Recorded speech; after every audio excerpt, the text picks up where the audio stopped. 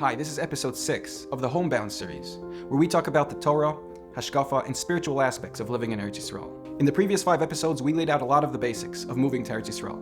We showed it's a mitzvah d'oraisa. We explained the enormous effect that Eretz Yisrael has on one's Torah and mitzvahs. We spoke about some historical facts and the obvious messages that Hashem is sending us. To sum it up, anyone who's willing to open up their eyes and ears, it is obvious that Hashem wants us all to be living here in Eretz Yisrael. But unfortunately, the Sultan is working at 100% capacity to try to make sure that we make the same mistakes of our ancestors, and to try to stop us from making the move back to Eretz Yisrael. And because there are so many influential personalities who have convinced themselves and those around them that living in Eretz Yisrael is unimportant, or as some have put it, even irresponsible, I would like to present to you some information to counter those who say that you don't need to live in Eretz Yisrael, or it's not that important, and that you could serve Hashem just fine in America or any other place in Chutz La'aretz. So first I'd like to start with the famous 3 heterim that everyone knows so well and that everyone likes to quote as an excuse why we don't need to be living in Eretz Yisrael. And they are to learn Torah, to find a shidduch, and for parnasa, to make a living. Now the source for these 3 heterim are brought down in the Mishnah Torah, written by the Rambam. And I would assume that although many people know about these 3 heterim, they never actually took the time to look it up inside and to read what else the Rambam had to write on the matter of living in Eretz Yisrael. So allow me to give you a brief overview of what the Rambam actually wrote and the context in which he wrote it in. This is the Mishnah Torah, Malachim, Perek Hey. And I'll read it inside, in English obviously, so you understand exactly what he wrote. It is forbidden to leave Eretz Yisrael at all times, except to study Torah, to get married, and to save one's property from the Gentiles. After accomplishing these objectives, one must then return to Eretz Yisrael. Similarly, one may leave Eretz Yisrael for a business trip. However, it is forbidden to leave with the intent of settling permanently outside of Eretz Yisrael unless there is a famine in Eretz Yisrael, and the cost of food has doubled, and he has no money left with which to buy any food. The Rambam then says, although it is permitted to leave Eretz Yisrael under these circumstances, it is not proper behavior for a pious individual. Now it's important for one to understand the context in which the Rambam wrote these 3 heterim. He wrote the Mishnah Torah approximately 850 years ago. Now at that time, the situation in Eretz Yisrael was so difficult, and there were so few Jews living in Eretz Yisrael, that the Ramban, Nachmanides, who lived at a similar time period, he was born towards the end of the Rambam's life, he writes in his Sefer that when he traveled to Yerushalayim, he couldn't even find 10 men with which to form a minyan. And not only that, but the few Jews that did live there were continuously being attacked and murdered by the Arabs, and were faced with terrible diseases and unthinkable living conditions. And even in these unbearable conditions, the Rambam only gave a heter to leave temporarily in order to learn Torah, find a spouse, or make enough money with which to buy food, and then come back to Eretz Yisrael. And even in this context, the Rambam wrote that it's not something a pious person should do. So I urge you to wonder, if the Rambam lived nowadays, when there are millions and millions of Jews living in Eretz Yisrael comfortably, when there's yeshivas and kollel and shuls at every single corner, plenty of young men and women who you can marry, and nobody's going hungry, do you think he would have given these heterim to us nowadays to leave Eretz Yisrael, let alone to permanently live outside of Eretz Yisrael? Not being able to live in a giant house and eat steak 7 days a week was not the heter that the Rambam gave. His heter was for those who don't have any money left with which to buy food. If the Rambam would have known that millions of Jews would twist his words into being an excuse not to have to live in Eretz Yisrael, I would imagine he'd be quite disappointed. And if this isn't clear enough, let me continue to read what he writes in the Mishnah Torah. He goes on to explain, Machlon and Kilion, the sons of Naomi, in Megillas Rus, were 2 very great men of the generation, and they left Eretz Yisrael due to an actual famine. Nevertheless, Hashem punished them with death for leaving Eretz Yisrael. The Rambam then continues with lengthy praises about those who do live in Eretz Yisrael. And for those who say they're learning in Beis Medrash or in Kollel, and if they picked up and moved to Eretz Yisrael, their learning would be negatively affected, the Rambam then quotes a Gemara. It is better for one to live in Eretz Yisrael amongst Goyim than to live outside of Eretz Yisrael in Chutz La'aretz in a Jewish community, because whoever leaves Eretz Yisrael is like one who serves idols. So the next time someone quotes these 3 heterim as an excuse not to have to live in Eretz Yisrael, ask them, have they ever looked it up inside? Or can they quote any other lines that the Rambam wrote on the matter? Now this leads me to something else that I'd like to make mention of. Baruch Hashem, there are many Jews whose eyes have been opened and understand that living in Eretz Yisrael is a tremendous mitzvah and an extremely important thing to do. So they wonder, why am I not living there? So many of these people will discuss the idea of making Aliyah with friends, family, sometimes even their Rav, and ask if it's a good idea for them to be picking up and moving to Eretz Yisrael. But unfortunately, many common responses will sound something like this. Yes, it's a very big mitzvah, but it's irresponsible. Or, it's a very great mitzvah, but it's very difficult and not for everybody. Or, if you're learning well here in America and your family's happy, there's really no reason to move to Eretz Yisrael.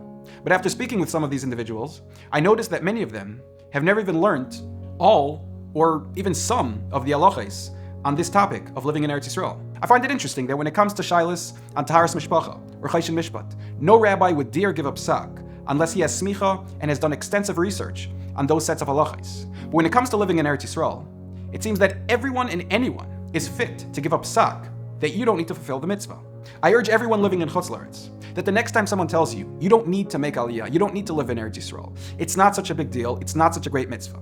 Ask them, have they ever learned the Rishonim, the Achronim on the matter? Have they ever looked up the Rambam, the Ramban? Have they ever learned it inside? How about what some other Gedolim have written on the matter? How about the Rashbam, the Chassam Sofer, the Vilna Gaon, the Tzitz Eliezer, Rav Yaakov Emden, the Avnei Nezer, the Nitziv, the Maral, Rav Ovadia Yosef, and of course the list goes on and on. If any person has no idea what you're talking about, then what right does he have to say anything on the matter of living in Eretz Yisrael? He knows absolutely nothing about it.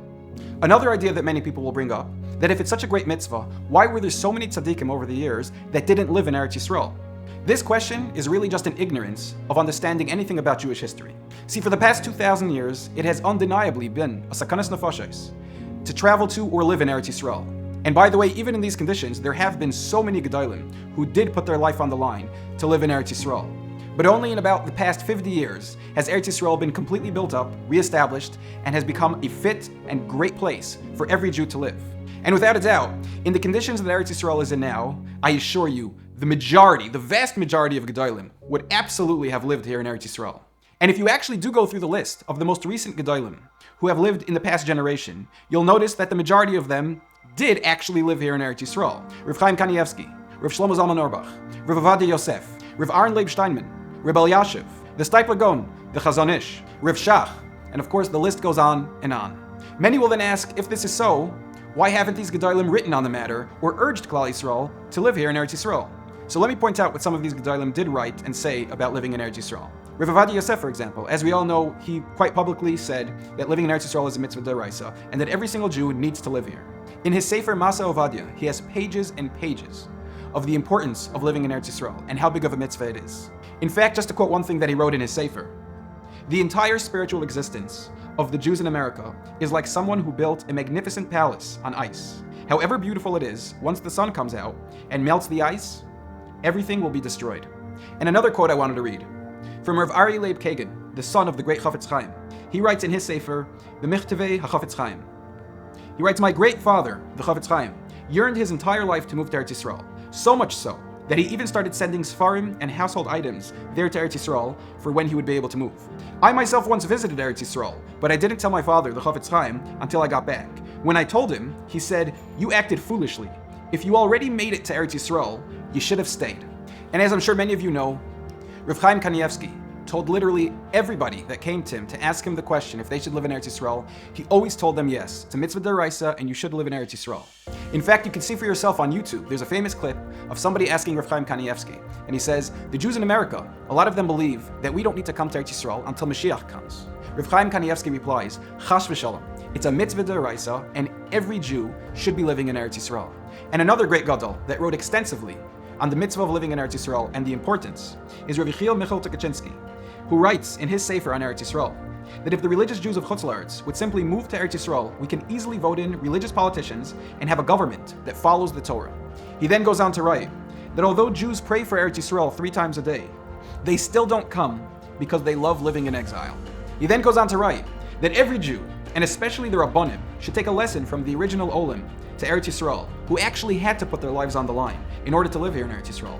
And all we need to do is get on a short, comfortable plane ride. Just because somebody didn't take the time and put in the effort to look up what these Gedolim had to say on Eretz Yisrael doesn't mean they never wrote or said anything on the matter. Now I'd like to point out another interesting point. After moving here to Eretz Yisrael, I noticed that there is a tremendous amount of Georim, of Jewish converts, and Balei Tshuva, who live here in Eretz Yisrael in comparison to Chutz La'aretz. Now the reason for this is quite simple. Somebody who converts to Judaism and didn't grow up with all the anti-Israel bias and all the brainwashing, if he's going to become a Jew, then he's going to live in the Jewish homeland, in Eretz Yisrael. In fact, I know somebody in my neighborhood who's a ger, he's a convert, and I was having a discussion with him one time, and I asked him, after he converted, why did he choose to live here in Eretz Yisrael as opposed to all the giant Jewish communities in America or anywhere else? He looked at me with a little smirk on his face and he said, "Come on, is that a serious question?" See, to a Jew who's never been exposed to this idea that we don't need to live in Eretz Yisrael, asking him why he chose Eretz Yisrael is basically just a really dumb question. And truthfully, it should be that way for the rest of us. But somehow the Satan got so into our heads that it got to a point that if a Jew does pick up and make Aliyah, he's looked at as the weird one. It seems that most Jews have forgotten that living outside of Eretz Yisrael is actually a terrible punishment that Hashem punished us with for all the affairs that we did in the past. See, once upon a time, every Jew lived in Eretz Yisrael. It was never a question to live anywhere else, until unfortunately, Hashem destroyed the Beis HaMikdash and threw us out of his holy land. But now in Hashem's infinite mercy, he has reestablished the land. He reestablished Eretz Yisrael and is allowing us to come back. And somehow so many people are saying, "No thanks, God, I'm good." If we would just realize how insulting that probably is to God. Now, although I'd like to continue with a long list of reasons why we should be living here in Eretz Yisrael, to do so I'd have to make hundreds of videos. But there is one or two more things that I'd like to point out that apply specifically to Jews in America. Growing up, I've heard many people say, "Why do we need to leave America? We have a great, giant Jewish community. We have thriving Torah communities, like Lakewood, like Brooklyn. We're doing just fine right here." God forbid to ever compare America to the holiest place in the world, to Eretz Yisrael. As we said earlier in the name of the Rambam and the Gemara, somebody who lives outside of Eretz Yisrael is considered as if he serves idols. And this isn't just an isolated quote by the Rambam. This is brought down by Rashi. This is brought down in the Gemaras, in Midrashim. This is brought down even in the Zohar HaKadosh. Now, do you think this is an exaggeration? Chazal tell us explicitly, many times, that no mitzvah can be properly fulfilled unless one does it in Eretz Yisrael. And if the thousands of statements by Chazal isn't enough to prove the point of how important it is to live in Eretz Yisrael, let me bring up some ideas as to why practically nowadays it is so much better for every single Jew to be living here in Eretz Yisrael rather than anywhere else in the world.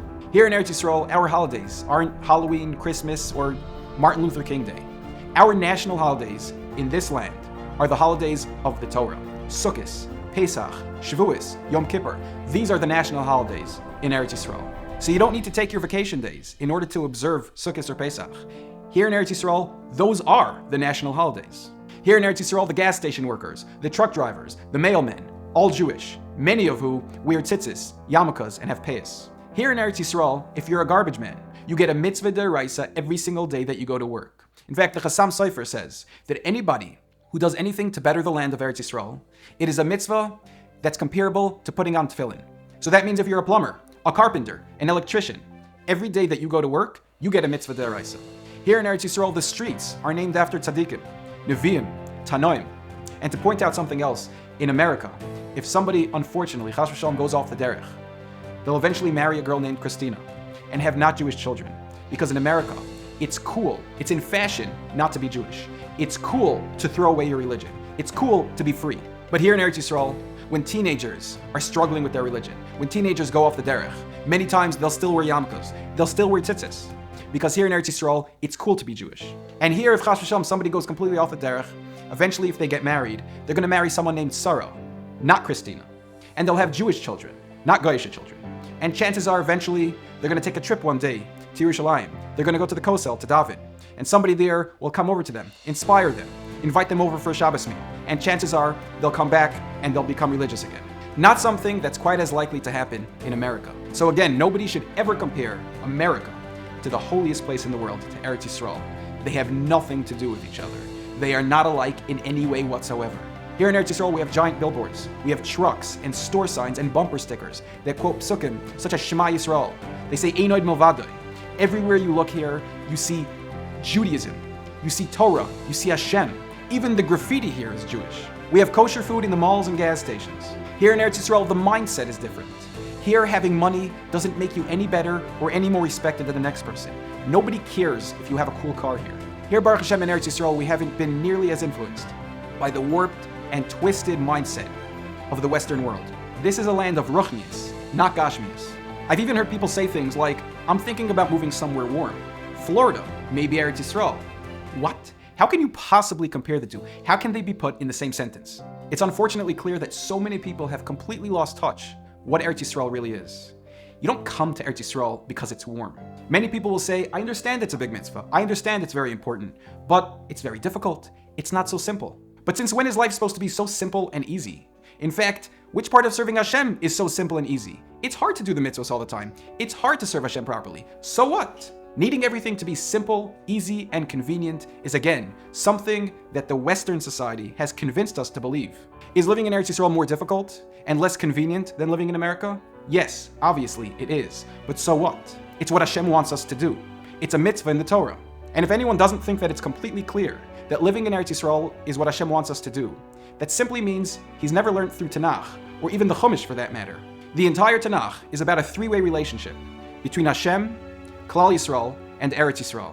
In fact, Eretz Yisrael is literally the main character of the entire Torah. It starts with Avram Avinu, the forefather of the Jewish people. And in order for him to begin the story of the Jewish people, Hashem tells him, Lech lecha, go to Eretz Yisrael. That's where the story of Klal Yisroel will begin. And how does the Torah end? With the destruction of the Beis HaMikdash and the exile of the Jews outside of Eretz Yisrael. When the Jews leave Eretz Yisrael, the story of Tanakh comes to an end. And for thousands of years, we've been waiting to continue our story, to continue our destiny, with our return to Eretz Yisrael. Because only in Eretz Yisrael can we continue the story of Klal Yisroel. Only in Eretz Yisrael are we an Am Echad. And right now, we once again have the opportunity to come back to Eretz Yisrael. But so many Jews are so lost that they can't see what's right in front of them. Coming to Eretz Yisrael for Sukkot and Pesach hotel programs is beautiful. In fact, come by as often as you can. But just remember, this Eretz Yisrael is not a vacation destination. This is home. Home is not a place you visit. It's a place you live. The Jewish people need to wake up. We need to break this gullus mentality. Jews need to stop saying, I'm waiting for Mashiach, and then I'll come to Eretz Yisrael. Do we even know what Mashiach is, or what's supposed to happen when he does come? In fact, the Gemara itself states that the only difference between nowadays and the days of Mashiach is we will no longer be ruled by the Goyim, by the nations of the world. Many people think it's going to be a miraculous time, and the Beis HaMikdash is going to float down from heaven. And that might happen. I'm not saying it's not, but I want you to know something. The Or HaChaim, the Radak, the Rambam, the Shloach HaKadosh, and Rabbeinu Bachya all say that we will need to build the Beis HaMikdash with our bare hands. It's something we need to do. Mashiach, the Beis HaMikdash, these are things we need to actually physically do. We need to stop living in a fairy tale world where we assume we could just sit back in our giant mansions in America, and that Hashem will do all the work for us. And when he's ready, he's going to fly us on over to Eretz Yisrael on the wings of a giant eagle. That's not how things are going to happen. That's not how things ever did happen. If we want the chance to bring Mashiach, if we want the chance to create a brighter and holier future for ourselves, for our people, and most importantly, for our children, then we need to follow Hashem's messages. We need to come back home to Eretz Yisrael. We need to create our own future. Nobody's going to do it for us. It's not brought down anywhere that Eretz Yisrael is only our home after Mashiach comes. It always was our home. It is and always will be. Hashem has opened the gates of Eretz Yisrael and is allowing us to return. He's giving us another chance, possibly the final chance. How could we say no? So I'd like to end off with a bracha. May Hashem give every Jew the strength to conquer his Yetzer Hara and make the tremendous move back home, here to the holiest place in the world, to Eretz Yisrael. And through that, may we be zeicha to see the coming of Mashiach. B'mheir b'yameinu.